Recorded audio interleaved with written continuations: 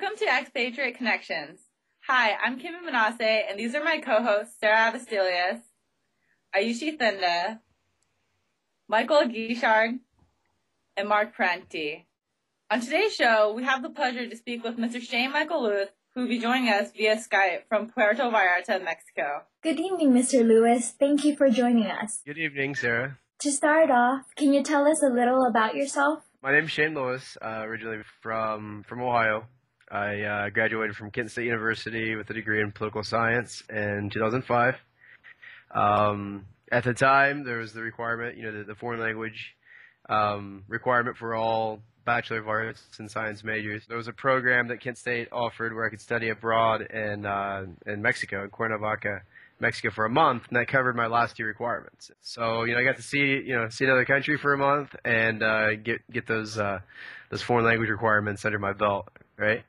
And so that's where it all began, really, my adventure in Mexico. How long have you lived in Mexico, Mr. Lewis?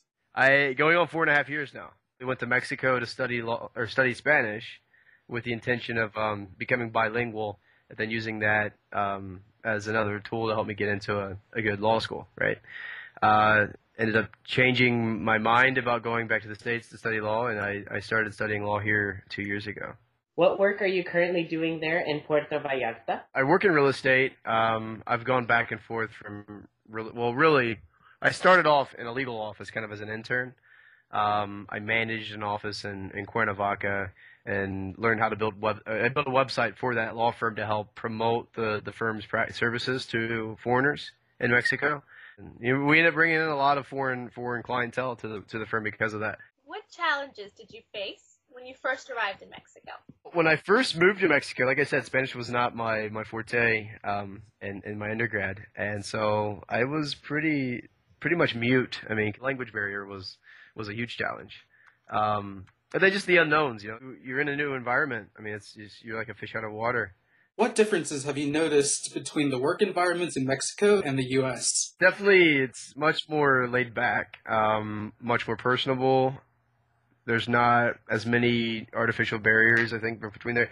I mean, there's basically two Mexicos. There's Mexico City, and there's the rest. Mexico City is just like New York City. I mean, people work 10, 12-hour days.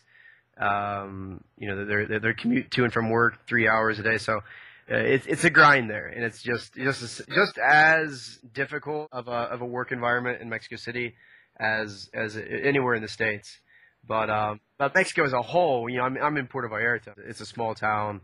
It's on the coast. Here, things are very relaxed. You very rarely see, people with a suit and tie in Puerto Vallarta. Even your attorneys and doctors and what have you. It's a very relaxed environment.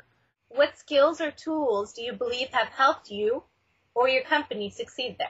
Obviously, in real estate, the reason I chose Puerto Vallarta is there's a lot of foreigners that own property in Puerto Vallarta. So just being an American really has helped me because they trust me. I mean, they don't. It's not as difficult for them to build up that level of trust with me because I can relate to them very quickly. Just me being an American and I'm serving Americans it definitely helped.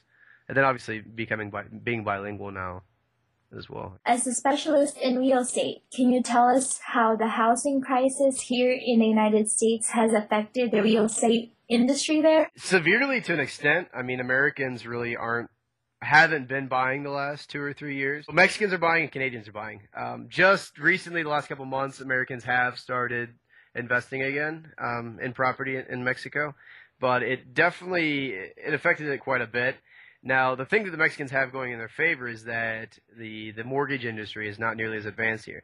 85 to 90% of the homes in Mexico are owned outright, right? So they're either inherited or they're, the people basically buy a plot of land and they build as they can afford to build, right? They don't go and take out a loan for $500,000 and build a home and then spend the rest of their lives paying that off. You're not seeing the price reductions like you're seeing in Vegas and Florida, but definitely, the economy, it did slow things down for sure. How big of an influence do the national and local governments play on your day-to-day life? As a foreigner, you have to apply for your immigration status, right? So you have to do that every year to renew that. And I mean, you could say that's a huge factor because there's always the chance that they deny you your permission. But in the end, Mexico is looking out for their best interest. I work in sales and I'm studying Mexican law.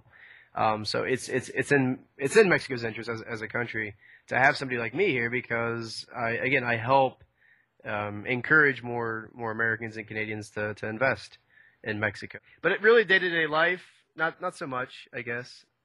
No. We have found that Mexico has high levels of corruption and bribery. Have you encountered these types of situations? Well, yeah, I mean, I would definitely say that's one of the things, more than anything, that's what's holding Mexico back. I mean, Mexico has tremendous potential. They have lots of natural resources. I mean, they have a well-educated population base, strong family values. There's lots of reasons for hope for Mexico, but yeah, corruption is at all levels, and it's not really just the drug issue that's causing the corruption. It's just it's always been a part of Mexican political culture, I guess. So it's something they're still struggling with, and maybe in our lifetime that it will get sorted out. What do you like most about living and working in Mexico, and why? The sunshine is great. The constant daily dose of vitamin D. Helps keep a smile on my face, and the food is huge. It's definitely one of the things I would miss the most. And the Mexican people are, all in all, I mean, they're very kind-hearted people. I mean, they've really made me feel right at home. And yeah, I think that basically sums it up: the climate, the food, and the people. Based on your experience, what advice would you give to those who are going to live and work in Mexico? Just go into it eyes wide open. Obviously, get the language down. I think that was one of the things that I wish I would have had upon arrival. Be open minded. Don't hold on to your old ways too firmly because you'll just get frustrated. Right? Just be open to learning new ways to go about your life while you're here. When in Rome, I guess. That's the old saying goes, do as they do here, and just kind of go with the flow. Thank you for sharing your experiences with us. Join in next time for an interesting interview with a Walmart executive. Have a great day.